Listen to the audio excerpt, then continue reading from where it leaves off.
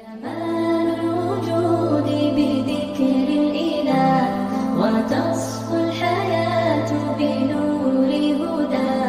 جمال الوجود بذكر الإله وتصفو الحياة بنور هدى. وتطلب نفس له طاعة ويبلغ سعد إلى منتهى.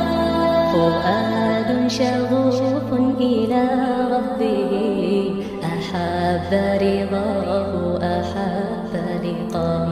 يظل يجيء إلى ربوة قرار ويسمو ذا مرتبى.